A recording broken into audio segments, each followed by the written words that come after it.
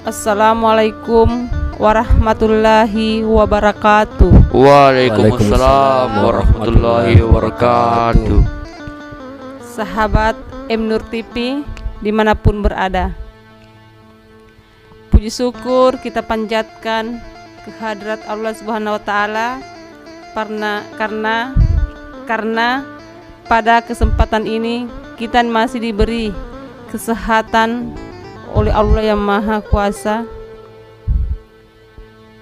di mana pada kesempatan ini kita akan berbincang-bincang, bercerita, berdiskusi tentang keajaiban orang-orang yang melaksanakan sholat tepat waktu. Ya, sahabat yang belum subscribe, silahkan di subscribe. Tandanya kalau belum di subscribe ada tertulis subscribe yang berwarna merah. Tapi kalau sudah tidak ada warna merah di situ, berarti sahabat sudah memberikan sumbangan subscribe. Dan yang sudah subscribe, terima kasih. Semoga menjadi pahala karena telah membantu dalam kebaikan. Pada kesempatan ini kita akan bercerita, melanjutkan kita punya cerita dengan tema yang sudah disebutkan tadi oleh teman saya tentang sholat tepat waktu dan keajaiban-keajaiban apa yang diperoleh dari orang-orang dalam cerita itu. Dan saya sendiri sudah menjadi pengamat tentang hal ini, tentang keajaiban orang-orang yang beriman dan bertakwa. Dalam hal ini saya dapatkan di situ. Sejak kapan kita mulai amati orang-orang yang sholat tepat waktu? Iya, kalau sejak kapan? Sejak saya kuliah.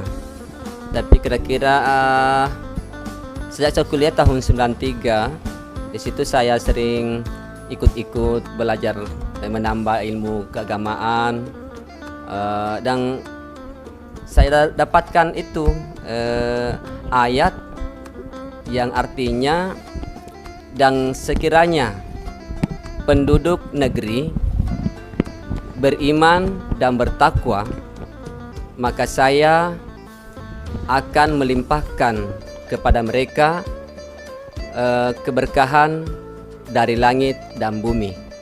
Jadi ayatnya mungkin begini. A'udzubillahi minasyaitonirrajim. Bismillahirrahmanirrahim.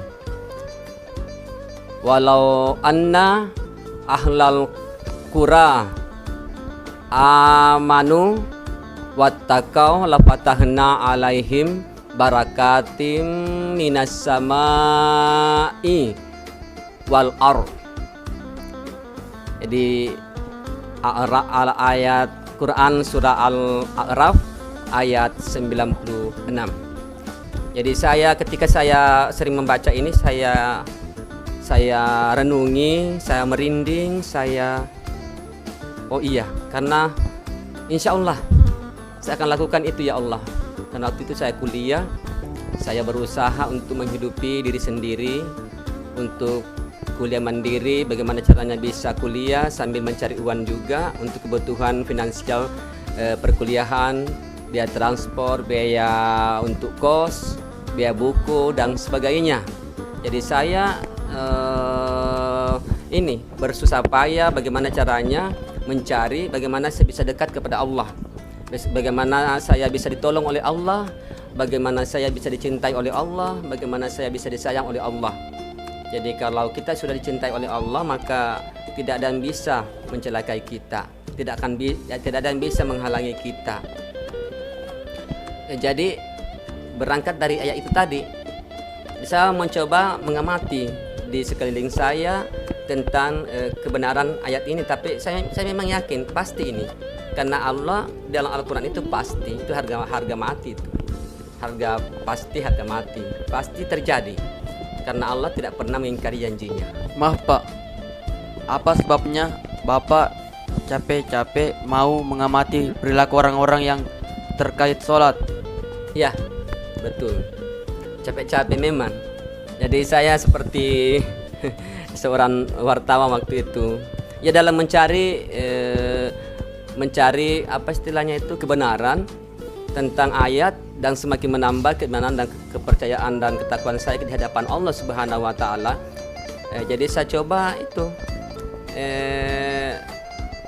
apa yang saya coba amati orang-orang yang sukses. Apakah ada hubungannya dengan ayat tadi? Surah Al-A'raf ayat 96. Beriman dan bertakwa, Allah akan melimpahkan berkah dari langit dan bumi. Jadi ketika itu saya melihat seorang tukang cukur yang saya anggap sukses sekali, luar biasa menurut saya, karena punya anak waktu itu berapa ya, kurang lebih 10. Ya, kurang lebih 10. Saya bertetangga waktu itu di salah satu daerah di Sulawesi Tenggara. Waktu itu saya sementara kuliah, tapi saya cuti karena waktu itu saya punya logistik finansial untuk kuliah sudah habis. Saya bingung, jadi saya minta cuti setengah tahun. Saya kerja di perusahaan, di situ saya bertetangga dengan beliau. Saya bertetangga dengan beliau dan saya dapat banyak pelajaran dari dia. Saya lihat, oh, luar biasa. Hanya seorang tukang cukur, pangkas rambut, dia bisa sehebat itu mendapatkan karunia Allah dalam hal finansial, dan orangnya juga sangat bersahaja, sangat tenang saya lihat, sangat fokus, sangat punya arah tujuan yang jelas. Jadi saya coba amati bagaimana caranya, yaitu saya datangi tempatnya di mana dia praktek pangkas rambut, di mana dia tempatnya mencukur rambut. Dan tiba saya di sana di tempatnya, ternyata banyak di situ berjejer, ada kurang lebih 10 juga. Tapi beliau ini saya lihat, wah, memang luar biasa. Langganannya antrian, sementara tukang cukur yang lain biasa saja, 1-2 atau ada banyak yang kosong. Sementara dia berjejer di situ menunggu dia. Nah, jadi kebetulan saat itu sudah banyak yang mendahului saya, ada beberapa orang ya, ada 5-6 berapa. Jadi saya antrian kesekian itu. Ya, tiba-tiba ini bapak menghilang dari tempatnya mencukur. Mana ini bapak ini? Oh, tidak ada. Jadi tetap saya ini menunggu di situ. Nah, sampai beliau datang, ya beliau melanjutkan menangani ini langganan-langganannya mencukur. Jadi tiba lagi giliran saya. Nah, sudah saatnya saya ini wawancarai. Tapi dia tidak tahu kalau saya ini mengadakan pengamatan luar biasa kepada beliau, karena saya saking tertariknya tadi dengan firman Allah itu. Apakah ada hubungannya dalam hati saya itu dengan kesuksesan bapak ini dengan iman dan takwa? Jadi ketika saya punya giliran, saya sambil digunting, saya tanya beliau, maaf Pak, maaf Daeng, kalau orang Bugis saya panggil Daeng waktu itu karena saya tahu dia orang Bugis. Maaf Daeng, tadi dari mana itu? Dia bilang, saya pergi sholat Andi.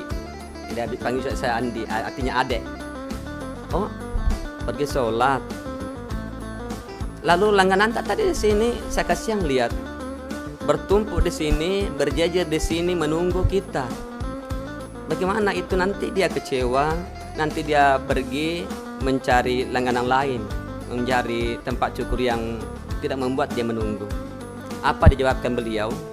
Adek, saya tadi pergi sholat karena tadi itu azan.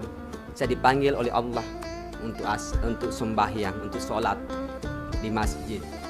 Karena dia selalu katanya sholat berjamaah di masjid dan harus tepat waktu. Saya bilang, langganan nanti dia pergi. Dia jawab begini, kalau langganan saya itu adalah milik Allah, kehendak Allah semua. Nah, kalaupun dia pergi itu kehendak Allah, kalau dia datang di sini adalah kehendak Allah semua.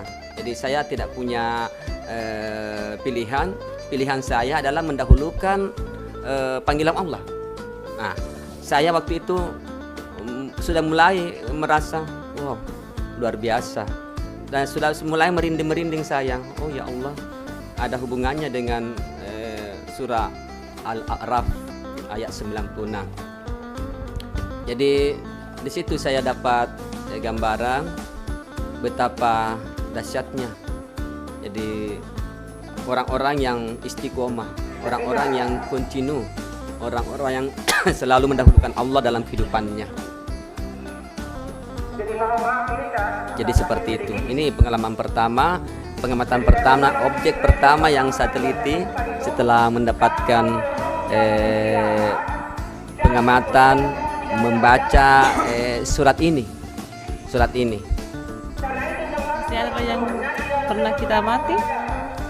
Kalau masih ada, iya, karena saya selalu mau mengamati, menambah lagi, siapa lagi kira-kira ya objek yang bisa saya ini, karena betul-betul saya terkesima menambah saya punya kekuatan keimanan dan ketakwaan di hadapan Allah Subhanahu wa taala. Ada lagi di Sulawesi Tenggara lagi ini, tukang ojek. Tukang ojek ini istrinya juga tidak bekerja, ibu rumah tangga biasa, tapi punya minimarket.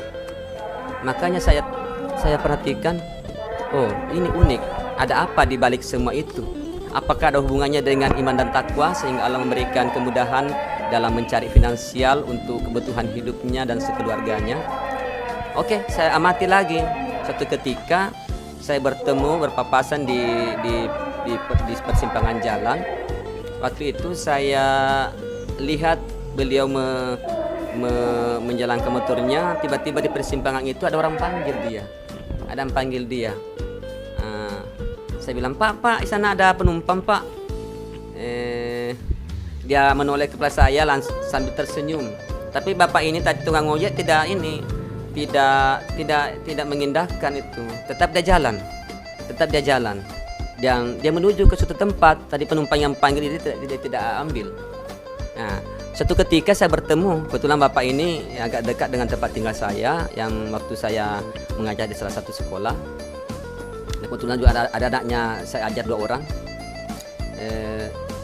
Suatu ketika saya bincang-bincang, saya sengaja mau telusuri, saya mau ungkit, saya mau buka tabir. Ada apa bapak ini dengan tadi itu penumpang dia tidak bisa sehingga ambil.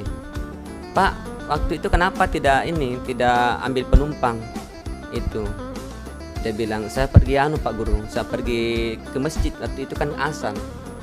Bilang, kesempatan Pak. Dibilang, saya tidak bisa Pak, kalau azan siapapun saya tidak bisa ikuti itu. Saya hanya mengikuti Allah Subhanahu wa taala panggilannya dan salat berjamaah tepat waktu, salat berjamaah. Di situ saya merenung, Masya Allah. Nah, dia bilang, ini Pak, di sadar motor saya ada sarung untuk sholat, ada songkok untuk sholat. Itu dia bilang sama saya, ada sejadah untuk sholat, lengkap di sadar motornya, dia simpan di situ. Dalam hatiku, ya Allah, Masya Allah, ya maha benar Engkau ya Allah atas segala firman-Mu. Jadi seperti itu. Sudah dua cerita ya, sudah 2 cerita. Pak, mau lagi bertanya. Sejak kapan Bapak melakukan pengamatan tentang iman takwa ini? Iman dan takwa ini saya mulai amati sejak tadi itu. Bertemu dengan surat tadi itu Al-A'raf ayat 96. Saya coba ingin ini. Dan memang waktu itu saya meminta perhatian kepada Allah, dari Allah, agar saya bisa dibantu, ditolong dalam kehidupan ini, karena saya waktu itu seorang diri,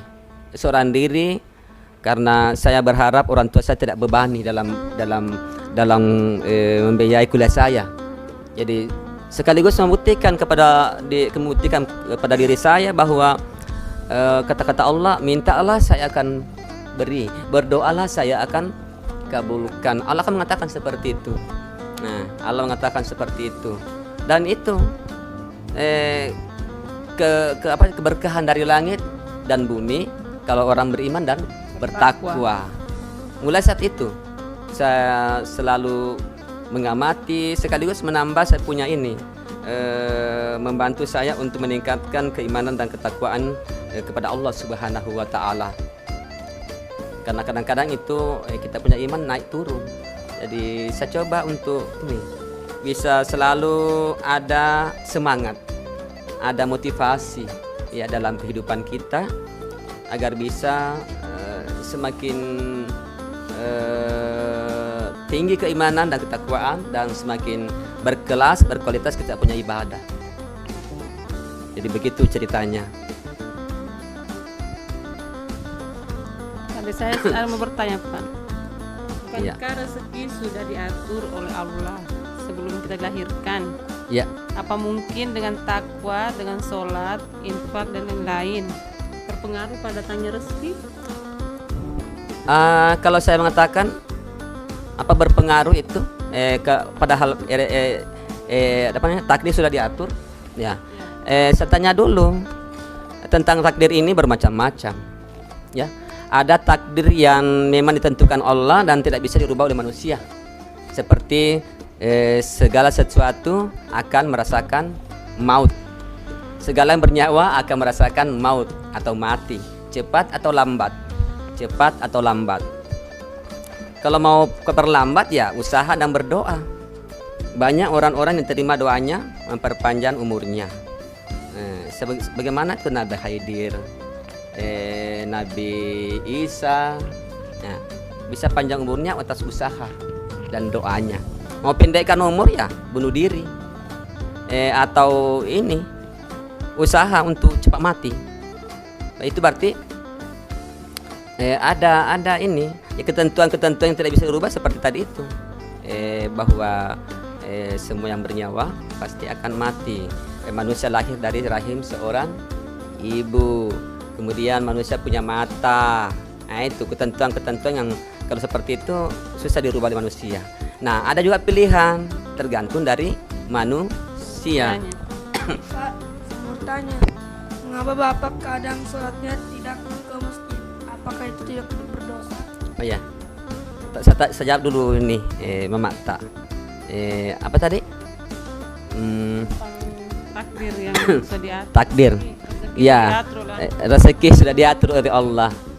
Jadi rezeki itu apa ya? Rezeki itu kadang orang berbeda persepsi. Ada yang mengatakan rezeki itu hanya berupa uang, ya. Padahal menurut saya yang berdasarkan berbagai pengamatan dan sumber bahwa rezeki itu segala sesuatu yang bisa mendekatkan diri kita kepada Allah Subhanahu wa taala. Nanti rezeki juga yang mencari rezeki ya itu ketentuan Allah juga itu. Kalau mencari rezeki kemungkinan akan dapat, yang tidak mencari rezeki kemungkinan tidak akan dapat. Nah, itu juga diatur atau ketentuan Allah Subhanahu wa taala atau takdir. Jadi saya yakin bahwa Allah tidak akan merubah nasib seseorang kalau bukan orang itu yang merubahnya sendiri. Nah, berarti ada rezeki, ada ketentuan, ada ketetapan tentang kita mencari. Kemudian kan ada juga ayatnya bahwa segala sesuatu sudah ditentukan, bahkan sudah tertulis di Lauh Mahfuz. Itu juga ketentuan. Berarti ada seperti itu, ada juga kita cari. Ada ketetapan mutlak, ada ketetapan alternatif bisa dipilih oleh manusia. Apa tadi pertanyaannya Farid? Mengapa Bapak kadang sholatnya tidak ke masjid? Apakah itu tidak berdosa? Jadi sholat berjamaah itu sunnah muakkad. Kalau yang saya pahami ya, sunnah muakkad. Mudah-mudahan tidak salah. Dan itu artinya sesuatu yang sangat dianjurkan. Sesuatu yang sangat dianjurkan. Apalagi berjamaah kan. Di dalam surah Al-Baqarah ayat 43, dirikanlah salat, tunaikanlah zakat, dan rukulah bersama dengan orang-orang yang ruku. Nah, ini diterjemahkan oleh para agamawan Islam, ulama Islam, bahwa yang dimaksud di sini adalah harus berjamaah. Harus berjamaah. Dalam hadis juga ada. Disampaikan bahwa setiap langkah ke masjid itu adalah merontokkan dosa-dosa, dan setiap langkah dinaikkan derajat kita. Dan tak kala seorang hamba masih di masjid, maka turunlah malaikat mendoakan kita, ya Allah ampunilah dia, ya Allah maafkanlah dia, ya Allah rahmatilah dia. Datang malaikat mendoakan kita kalau kita masih ada di masjid itu. Dan dahsyatnya anjuran ini untuk senantiasa sholat berjamaah di masjid pernah juga disampaikan oleh Rasulullah SAW, bahwa demi saat yang jiwaku berada di tangannya, sungguh aku bermaksud hendak menyuruh seseorang untuk mengumandangkan azan dan menyuruh seseorang untuk memimpin sholat berjamaah atau memimpin sholat di antara orang banyak. Dan saya akan mendatangi orang-orang yang tidak ikut sholat berjamaah, dan aku akan membakar di rumah-rumah mereka. Jadi hadis ini juga dikatakan sahih karena Bukhari, Muslim. Jadi saking pentingnya itu, saking pentingnya sholat berjamaah. Jadi itu Farid, kalau kita akan lakukan adalah dapat pahala besar, tapi bukan dosa bagaimana, bukan dosa bagaimana di situ. Tidak ada yang mengatakan berdosa, tapi sangat-sangat dianjurkan. Saking sangat dianjurkannya Nabi mengatakan akan saya bakar karena saking pentingnya itu. Dan saya melihat hasilnya dalam kehidupan ini di hadapan saya yang sudah saya mati berapa orang tadi ini, memang seperti itu. Ada yang mengatakan, Pak, saya juga tiap hari ke masjid, tapi begitu Ji. Saya bilang, apa dia minta kita tidak tahu. Belum tentu orang yang rajin ke masjid itu mintanya harta, mintanya finansial, mintanya materi, kan? Belum tentu. Kemudian kedua, belum tentu orang yang salat itu salatnya diterima. Bisa jadi di balik itu ada kesombongan. Sayalah yang terbaik. Kalian yang salat di rumah, kalian tidak benar, kalian kafir, kalian subhat, kalian ini pokoknya rendah, tidak beriman. Nah itu tidak semua orang yang rajin kita lihat kotak sholat adalah itu yang benar, karena ada hati yang bicara, ada pikiran yang bicara. Itu Allah yang maha tahu itu. Dan tidak semua orang yang rajin sholat itu minta harta. Kemudian cara berdoanya juga berkualitas atau tidak. Biar berdoa kalau tidak berkualitas. Nah, kalau berdoa menurut saya yang saya pahami, saya pribadi, kalau berdoa yang berkualitas itu tak kalah kekhusyuannya tingkat tinggi, kelas 1, dibuktikan dengan rintihan, dibuktikan dengan kekhusyuan itu adalah berderailah air mata kita di hadapan Allah karena kelemahan kita, penghambaan kita yang luar biasa kepadanya, Zat yang maha mulia, Zat yang maha besar.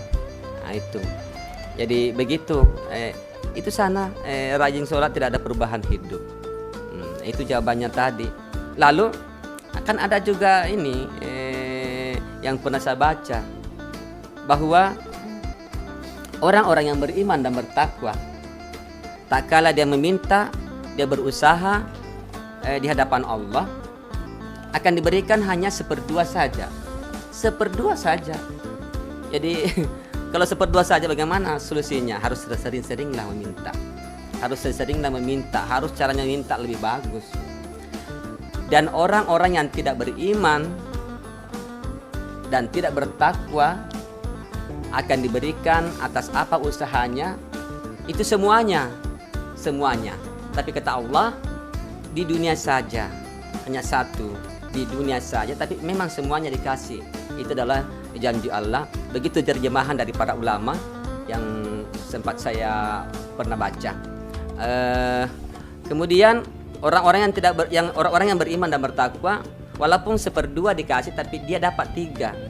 Dikasih 1/2 di dunia, kemudian keberkahan di dunia, kemudian dikasih juga di akhirat nanti. Jadi kita dapat, sementara yang tidak beriman, tidak bertakwa dapat hanya 1.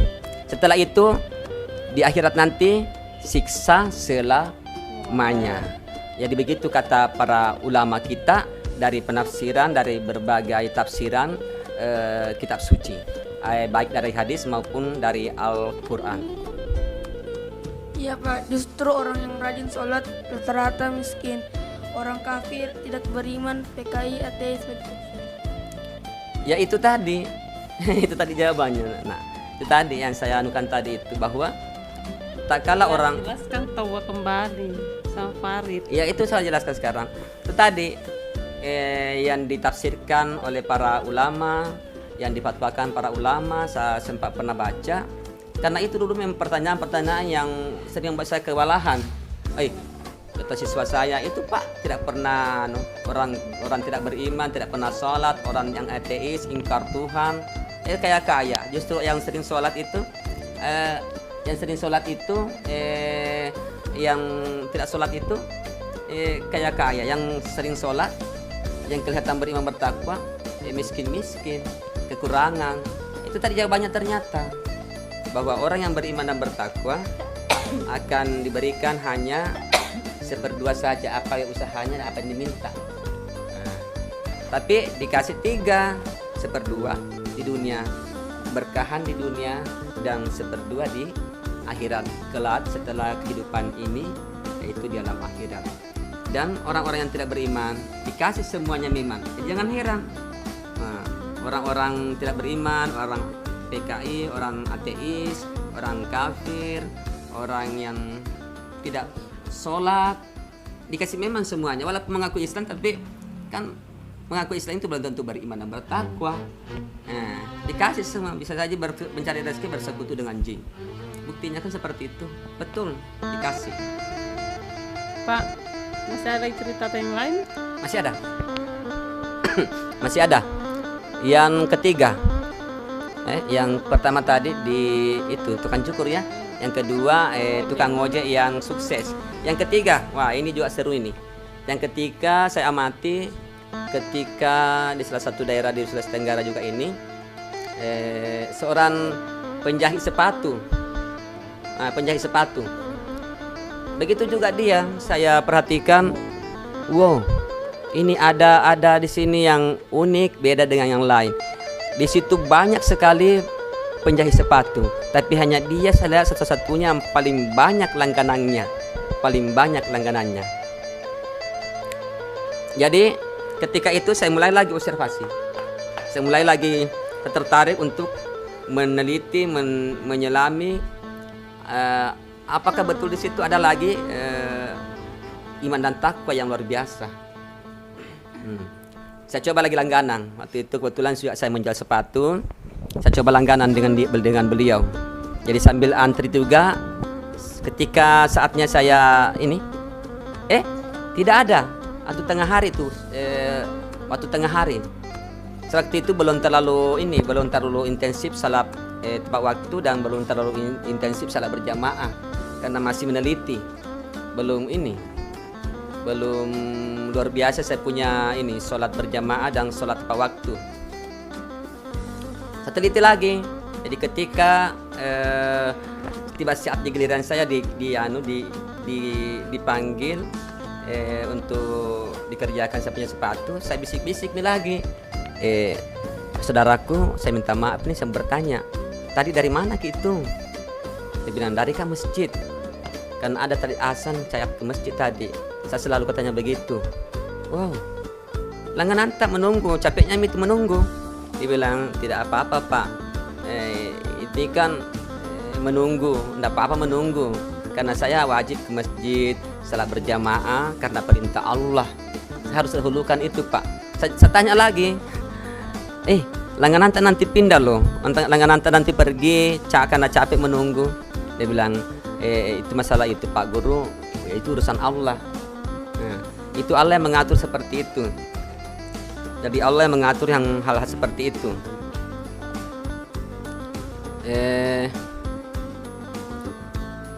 Allah yang mengatur dan begitu. Langganan saya ini adalah pemberian Allah.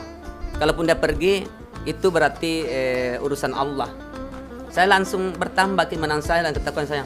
Masya Allah, Maha benar Engkau ya Allah atas segala firman-Mu. Jadi terbukti lagi surah Al-A'raf ayat 96. Nah, di situ saya mulai ini timbul rasa ini. Ya Allah saya ini.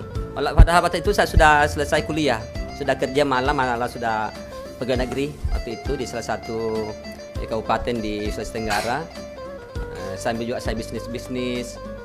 Jadi mulai saat itu saya bertekad, saya harus bertekad untuk melaksanakan tadi itu sholat berjamaah tepat waktu, kalau bisa berjamaah.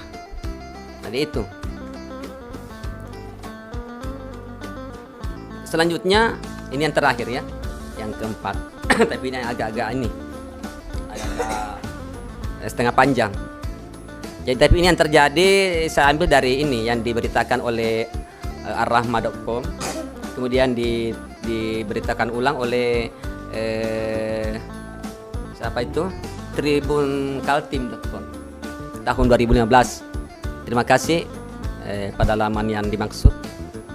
Saya minta izin untuk saya share agar bisa lebih bermakna, lebih berhikmah kepada sesama manusia. Jadi ceritanya ini seperti itu juga berkaitan dengan sholat tepat waktu berjamaah dengan karunia Allah pada diri seseorang itu. Jadi namanya disamarkan untuk menghindari merugikan orang.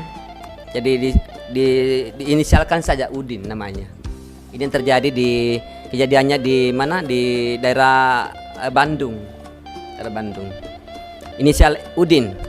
Jadi Udin ini diceritakan karena salat berjamaah, salat tepat waktu dan diupayakan berjamaah, dia menceritakan keadaannya, Masya Allah, banyak terjadi keajaiban dalam hidupnya karena itu. Tapi dia berdasarkan juga itu keimanan dan ketakwaan di dalam surah Al-Baqarah ayat 1 sampai ayat 5. Dan di situ Allah mengatakan Alif Lam Mim. Kitab Al-Quran ini tidak ada keraguan padanya bagi orang-orang yang bertakwa. Jadi Pak Udin ini sering baca. Siapa itu orang yang bertakwa? Yaitu orang yang mengimani yang gaib, ya, percaya pada yang gaib. Yang kedua mendirikan sholat. Yang ketiga menafkahkan sebagian rezeki yang diberikan kepadanya. Menafkahkan sebagian rezeki yang diberikan kepadanya. Yang keempat meyakini Al-Quran dari Allah. Kemudian meyakini kitab-kitab sebelum adanya Al-Quran. Kemudian yang keenam meyakini hari akhirat. Nah, dan ayat kelima, dan mereka itulah orang-orang yang mendapat petunjuk dan orang-orang yang beruntung. Orang yang beruntung apa? Orang yang sholat, berinfak. Tuh. Nah ini si Pak Udin dia yakini betul itu. Dia yakini betul itu. Nah ceritanya dimulai begini. Jadi waktu itu dia sedang mangkal dengan dengan becaknya.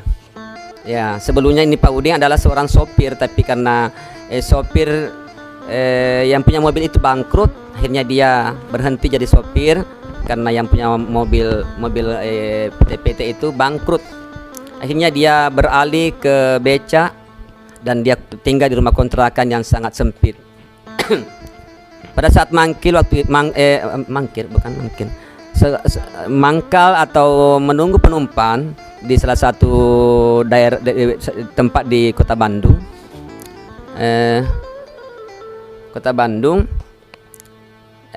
Tiba-tiba ada penumpangnya dari hotel itu, seorang ibu yang diyakini kaya raya.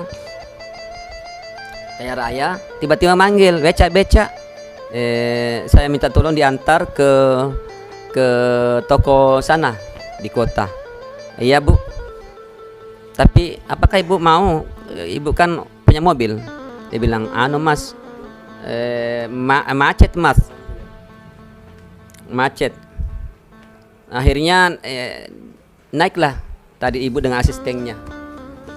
Dibawalah menuju dalam kota untuk menuju ke toko yang dimaksud. Nah, waktu itu tengah hari, tiba-tiba azan.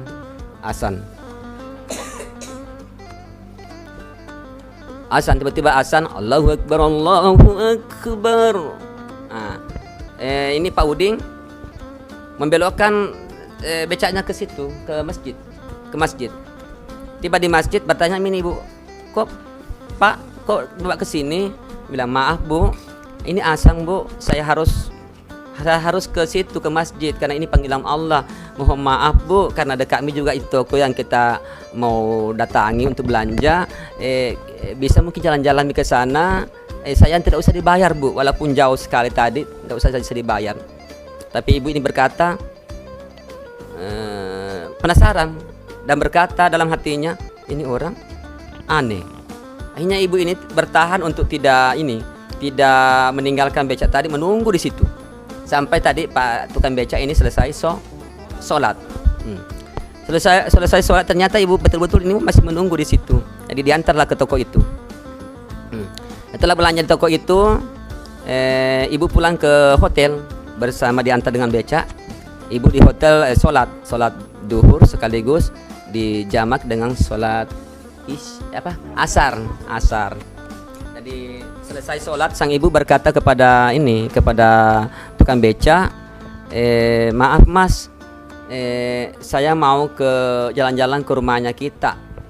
Lai bilang ini tukang beca, oh jangan Bu, jangan ke rumahku, saya tidak punya apa-apa, saya malu.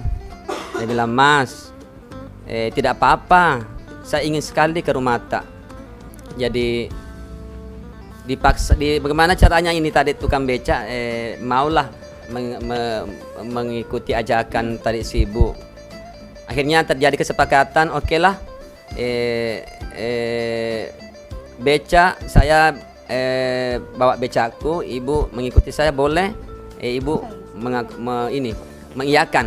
Ini jalanlah berbarengan. Sampai di rumahnya itu, ibu ini kaget lagi. Wah, rumahnya sempit banget, rumah kontrakannya sempit banget. Tapi kok bisanya dia rela tidak dibayar. Bisanya rela tidak dibayar. Ini ibu kaget. Akhirnya dia bertanya, maaf Pak, kenapa kita ini tadi itu tidak mau dibayar, rela tidak dibayar demi sholat, padahal kita punya keadaan seperti ini. Pak tukang beca menjawab, Bu, kita punya rezeki itu bukan hanya semata-mata karena pekerjaan, tapi rezeki itu dari Allah Subhanahu wa Ta'ala. Di situ ibu menangis, ya Allah, saya ini orang kaya raya, tapi saya tidak bisa seperti ini. Ini Bapak luar biasa. Jadi di dalam diri ibu tadi ini sudah mendapatkan inspirasi, motivasi, keimanan dan ketakwaan luar biasa yang tidak didapatkan dimanapun. Akhirnya ibu tadi mau minta izin, tapi dia memberikan, sebelumnya itu dia memberikan amplop kepada istri Pak tukang beca, lalu dia meninggalkan. Tapi sebelumnya dia berpesan, nanti saya minta lagi diantar hari apa, sudah ada baku janji.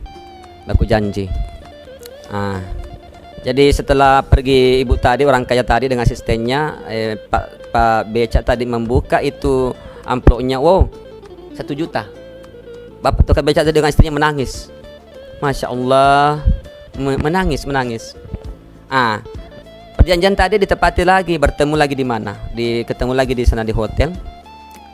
Tukang beca berusaha untuk masuki hotel dan naik di lantai kamar yang dimaksud, tapi sapanya tidak mau, tidak bisa naik di sana. Tidak mungkin katanya seorang tukang beca dipanggil seorang yang menginap di hotel berbintang 5 itu. Pasti katanya tidak mungkin, karena yang jalan ke sana pasti orang-orang tidak biasa, orang-orang kaya. Jadi tidak dibolehkan. Akhirnya tukang beca tadi dengan sabar menunggu di becaknya, tertidur di situ. Turun tadi ibu itu penasaran, mana ini janjian jam sekian di sini, ketemu di sini. Akhirnya kasihan turun, dia dapatkan itu tukang beca. Kenapa Pak tidak saya dilarang, kata tukang beca, saya dilarang naik di atas oleh sapang. Begini Pak Le, ayo Mi kita naik di mobilku, kita pergi jalan-jalan. Oh, saya tidak mau Bu, saya tidak mau. Karena ini tidak bisa naik mobilnya Ibu, mobil mewah. Dia tidak mau naik mobil mewah. Dibujuk oleh Ibu dengan asistennya. Akhirnya dia mau. Disimpanlah becaknya di sekitaran hotel. Titip di situ. Berjalanlah sehingga setelah berjalan sekian sehingga di satu bank, ya, bank syariah. Ibu itu pergi transaksi di situ, tapi sebelumnya diminta KTP-nya di Pak Udin tadi. Untuk apa Bu? Penasaran. Minta apa Bu? Ya, minta tolong kasih saya mau melakukan sesuatu di situ. Ternyata ini Bapak didaftarkan untuk naik haji. Nah, saya daftarkan ke naik haji. Menangis nih Bapak. Masya Allah. Saya tidak bisa terima Bu. Kenapa saya? Ya terima, ini pesanan suami saya. Saya sudah bincang-bincang dengan Bapak tentang kita begitu banyak, dan saya sangat mendapatkan karunia hidayah melalui kita. Saya tidak dapatkan di tempat lain. Saya sekarang berubah dalam keadaan iman dan takwa yang lebih baik gara-gara kita. Dia bilang ini Ibu, dia telepon suaminya keadaan di situ tentang Pak Udin tadi tukang beca. Diceritakan bagaimana bagusnya ini. Pak Udin tidak mau. Bilang, akhirnya bicara kembali Ibu, suamiku meminta kita untuk tinggal di Jakarta menjadi sopirku. Tapi Pak Udin tidak mau. Pak Udin menolak karena anaknya di Bandung. Tidak mau berpisah dengan anaknya karena anaknya butuh bimbingan dari beliau, dari patukan beca tadi. Akhirnya Ibu lagi ini tadi menuju tetap sama-sama tadi sehingga di tempat penjualan mobil. Nah, di sana Ibu melakukan transaksi. Kemudian diberikan notanya kepada Bapak tadi. Ini mobil Pak, saya sudah bayar untuk kita, tanda terima kasihku. Ini dari saya dan suamiku, memang perantaraan saya dengan suamiku, tapi semuanya ini dari Allah Subhanahu wa Ta'ala. Karena kita menjaga sholat tepat waktu. Jadi diberitakan itu saat ini saat diterbitkan di upload itu cerita dari arrahma.com dan tribunkaltim.com. Bapak Udin ini sudah memiliki mobil sendiri walaupun dicicil. Dia sudah menjadi sopir mobil sendiri, mobil penumpang ya, mobil angkutan umum. Dan ya luar biasa kehidupannya, sudah luar biasa kehidupannya dibandingkan dengan dulu. Jadi demikian yang dapat saya share kepada kita semua. Jadi waktu saya baca tadi ini tentang Udin, saya baca berderai air mata saya menjadi saya, karena betul-betul menambah keimanan saya dan ketakwaan saya di hadapan Allah. Dan persis apa yang dikatakan Pak Mudisa, persis sama dikatakan dengan orang-orang tadi yang saya amati langsung, dari tukang cukur. Apa dikatakan Pak Udin sama dengan tukang cukur, alasannya sama dengan tukang ojek, sama dengan tukang penjahit sepatu. Jadi betul-betul luar biasa membuat saya mendapatkan hidayah dan karunia. Karena saya coba-coba cari itu di laman mana ya, apakah ada kisah-kisah yang sama saya pernah teliti. Saya mau cari-cari saja, ternyata ada betul sama persis. Jadi seperti itu sahabat Nur TV, semoga pertemuan kita ini membawa karunia luar biasa. Cerita ini bisa membuat kita semakin baik dalam beribadah kepada Allah Subhanahu wa Ta'ala, dapat termotivasi, dapat inspirasi menjadi hamba Allah yang semakin baik. Kita akan bahagia di dunia dan insya Allah selamat dunia dan akhirat. Jadi untuk hari ini yang belum subscribe silakan subscribe. Yang sudah subscribe terima kasih banyak. Semoga menjadi ibadah karena telah membantu dalam kebaikan, dan supaya kita bisa selalu sama-sama di channel kesayangan kita ini dalam meningkatkan kita punya kebaikan di hadapan Allah Subhanahu wa Ta'ala. Dan atas segala partisipasinya, atas segala atensinya, perhatiannya. Terima kasih banyak. Dan bila ada yang kurang berkenan, mohon saya dimaafkan. Dan saya akhiri. Sampai jumpa lagi. Wassalamualaikum warahmatullahi wabarakatuh.